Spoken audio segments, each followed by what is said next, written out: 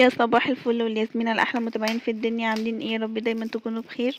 قبل ما ندخل في وصفتنا، ما تنسوش ندعي لاخواتنا الفلسطينيين، ربنا يا رب يقف معاهم وينصرهم ويرحم كل امواتنا يا رب.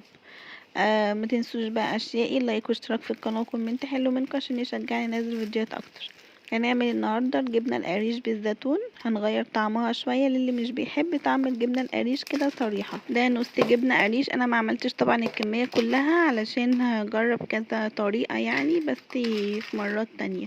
انا حطيت كده قطعه جبنه قريش في الخلاط، وحطيت شويه زيتون كنت مفرزاه في الفريزر، وهحط ربع كوبايه لبن. ده طبعا على حسب الكميه اللي انتي عاملاها في الجبنه القريش، ما تخليهاش سايله ولا تخينه، خليها تخينة الاول في البداية. لو حسيت ان هي محتاجة لبن او زيت ضيف عليها، ونزلت عليها بزيت الزيتون، وابتدي ان انا اضربها في الخلاط لحد ما تبقى كريمي.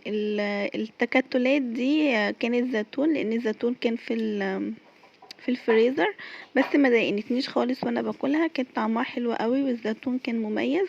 انا ما حطيتش عليها ملح لان الزيتون مملح اصلا كده كده، بس حطيتها في الطبق. وطبعا انا قعدت انزل بالسباتيولا طبعا عشان ما اسيبش اي حاجه في الخلاط.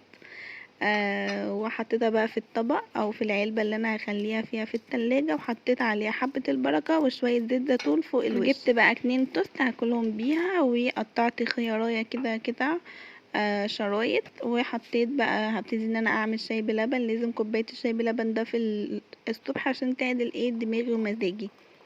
بس حطيت معلقه سكر ومعلقه شاي، انا بحب الشاي بيبقى تقيل شويه، وهبتدي ان انا اقلب. انا كنت كل شويه كده وانا بقطع الخيار اروح دقيقه واحده، انا بعشق الخيار جدا، لازم يبقى فيه خضار جنب الاكل، جزر خيار فلفل اي حاجه، بس لازم يكون فيه خضار جنب الاكل. بس انا حبيت اشارك معاكم يومي وصباحي كده، ده فطاري النهارده. والله انا اكلت قطعه توست واحده وما كانش ليا نفس خالص، الحمد لله يعني على كل حال. اتمنى بس اللي انتوا تشجعوني وتحطوا لي لايك وكومنت حلو منكم علشان تشجعوني ان انا انزل فيديوهات تانية، لان انا بجد ماليش نفسي اعمل اي حاجة، ولا نفسي اصور ولا اطبخ ولا اعمل اي حاجة خالص. فيعني اتمنى ان انتوا تشجعوني. انا حبيت بقى افطر في البلكونة، بس هتشوفوا دلوقتي انا بعمل ايه. حطيت الترابيزه، قلت بقى هقعد بقى على الكرسي والترابيزه كده في جو حلو، بس ما ارتحتش الصراحه. انا بحب اقعد على الارض، وانا اصلا بقالي كتير جدا ما قعدتش على الارض. انا بحب كده قعده الارض كده في البلكونه، واقعد بقى اسرح كده مع نفسي واتكلم مع ربنا.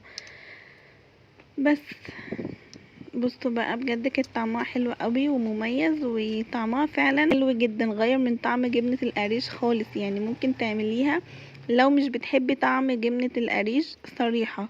وطبعا كوباية الشاي باللبن بتاعي البوستو اللي بتظبط اليوم كله. انا طبعا هنا كنت مسرعة الفيديو علشان ما تقولوش ان انا مفجوعة وباكل بسرعة، لا، ومفيش حد بيجري ورايا، بس انا كنت ايه مسرعة الفيديو كده عشان ما اطولش عليكم.